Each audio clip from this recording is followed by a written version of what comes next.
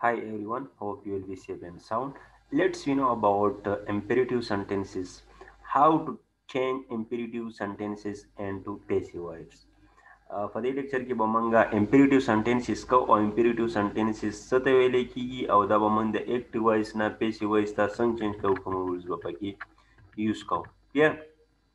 Imperative sentences هغه sentences ته ویل کیږي کوم کې چې موږ instruction ورکو advice ورکو command کو order یا direction یا request دي that is ما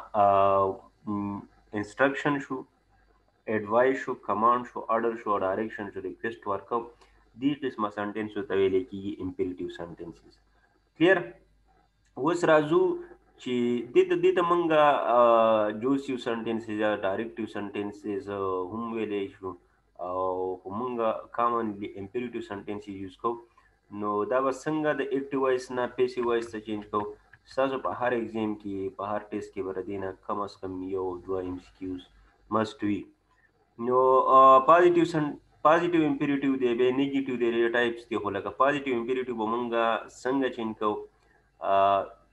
فرست اف ال د دې د بیس فارم اف د ورب نه به شروع شوی او object به وي دي کې به بیس فارم اف د ورب او object دی خو چې کله دا مونږه پیسي وایس ته چینج کوو نو په دې کې به سٹارټ کې لیټي بیا به سبجیکټ بیا به بی سبجیکټ نه بعد به بی بیا پاس پارټیسیپل دی اوکې مطلب هغه سبجیکټ object چینج به کی دا اوس دلته زمون سره object دی خو دا object بدل ته مونږه ایز ا سبجیکټ یوز کوو بیا به پاس پارټیسیپل لګو کلیر دلته به بیس فارمي دلته به پاس پارټیسیپل کلیر زه تاسو ته اوپن د ډور صحیح شو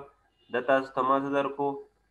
مطلب دا کو تا ایز ا آرډر ویلې کو ایز ا کمانډ ویلې کو ایز ا ریکویسټ ویلې کنه نو ته بس څنګه دا چین کې دا به سی وی چې لیټ په سٹارټ کې ولګي به د ډور به ولګي دا د ډور چې کم نه دلته زمون سره ایز ا سبجیکټ شو د ډور به ولګي بیا بسو کې بی به ولګي او بیا به پاس پارټیسیپل ولګي دا به د چین کې او ان کې به فول سٹاپ پټ کړئ اوکې بیا بل اگزامپل له برینګ ا ګلاس اف واټر let the glass of water be brought صحیح شو دا ټولې به داسې چینج کو post the letter now let the letter be posted now okay record the detail let the detail be recorded نو بیس پم دی او بیا object دی دلته let دی به subject دی به be دی او بیا څه دی past participle دی دا به داسې چینج کو clear بل اگزامپل دی read the book let the book be read okay نو داسې به تاسو دا پیسي وایس ته چینج کوئ اوس راځو نیگیټیو امپیریټیو به څنګه چینج کوو پیسي وایس ته نیگیټیو امپیریټیو هغه چې هغه کې موږ نیګیشن کوو انکار کوو نو په هغه سچویشن کې به موږ ناٹ یوز کوو فار ایگزامپل ډو دی نو بیا ډو ناٹ شو فرست اف آل سٹارټ اف د سنټنس کې بیا بیس فارم اف د ورب بیا به سي اوبجیکټ اوکې بیا دلته چې لیټ په امپیریټیو کې به چې کله تاسو پیسي وایس یوز کوئ as a passive voice use کوي نو let نه به start حالی صحیح شو بیا به subject لګوي بیا be بیا past participle اوکې خو دلته به دا not چې کوم دی دا به یوز کوي د سنه subject نه بعد let the window not be closed okay let the windows not be closed بیا let the ball not be kicked بیا لکه do not kick the ball نو let the ball not be kicked یا تاسو ته do not call him نو هم به به څه ته چینج کیږي مونږ دا د دې سب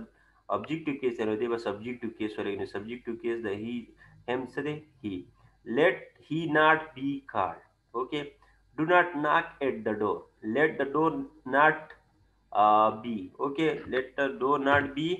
knocked at دا به داسې چینج کوي دا د نیگیټیو نه نیگیټیو سنټنس چې کله مونږه څه ته چینج کوو پیسیو وایس دا نیگیټیو امپیریټیو دی پازیټیو امپیریټیو وشو دا د دې کامن یوز دی دا موږ داسې چینج کوو په ډیلی دغه کې بیا هم څه کنفیوژن یو کین اسک اینی ټایم